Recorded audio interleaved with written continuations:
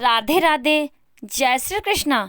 आज की कहानी में हम सुनेंगे एक कसाई की कहानी और जानेंगे कि भगवान कैसे अपने भक्त के अधीन होते हैं।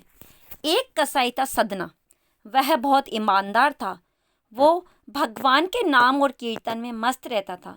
यहाँ तक कि मांस को काटते बेचते हुए भी वह भगवान नाम गुनगुनाता रहता था। एक दिन वह अपनी ही धुन में कहीं जा रहा था कि उसके पैर से कोई पत्थर टकराया। वह रुक गया। उसने देखा एक काले रंग के गोल पत्थर से उसका पैर टकरा गया है।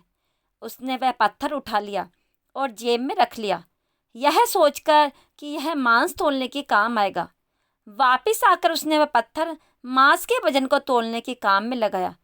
कुछ ही दिनों में उसने समझ लिया कि यह पत्थर कोई साधारण नहीं है। जितना वजन उसको तोलना होता है, पत्थर उतने वजन का ही हो जाता है। धीरे धीरे ये बात फैलने लगी कि सदना कसाई के पास वजन करने वाला पत्थर है। वह जितना चाहता है पत्थर उतना ही तोल देता है। किसी को 1 किलो मांस देना हो तो तराजू में उस पत्थर को एक तरफ डालने पर दूसरी ओर 1 किलो का मांस ही तुलता है। अगर किसी को 2 किलो चाहिए तो वह पत्थर 2 किलो के भार जितना भारी हो जाता है।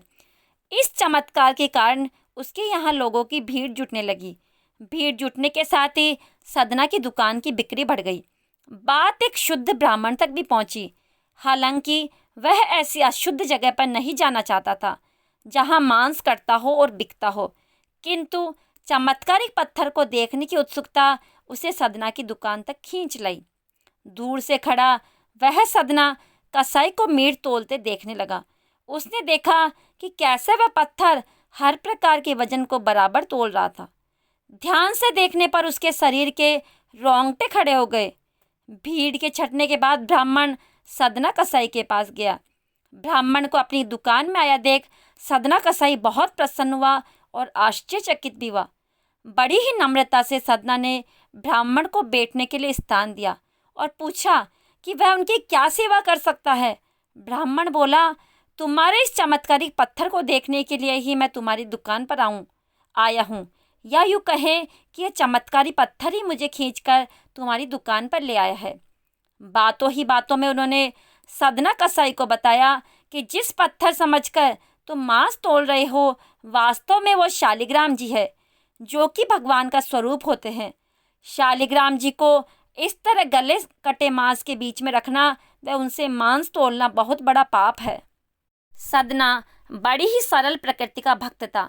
ब्राह्मण की बात सुनकर उसे लगा कि अनजाने में मैं तो बहुत बड़ा पाप कर रहा हूँ।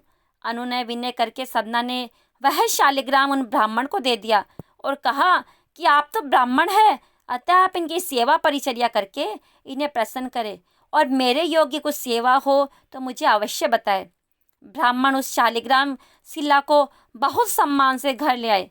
घर आकर उन्होंने श्री शालिग्राम जी को स्नान करवाया, पंचामृत से अभिषेक किया व पूजा अर्चना प्रारंभ कर दी।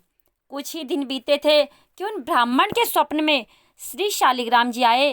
वह कहा, हे ब्राह्मण, मैं तुम्हारी सेवा से बहुत प्रसन्न हूँ, किंतु तुम मुझे उसी सदना के पास छोड़ आओ। स्वप्न में ही ब्राह्मण ने कारण पूछा तो उत्तर मिला कि तुम मेरी अर्चना पूजा करते हो, मुझे अच्छा लगता है, परंतु जो भक्त मेरे नाम का गुणगान कीर्तन करते रहते हैं उनको मैं अपने आप को भी बेच देता हूँ।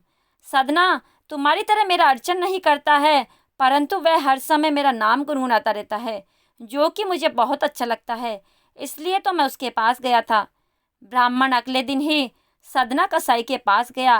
वह उनको प्रणाम करके सारी बात बताई। वह श्री शालिग्राम जी को सदना को सौंप दिया।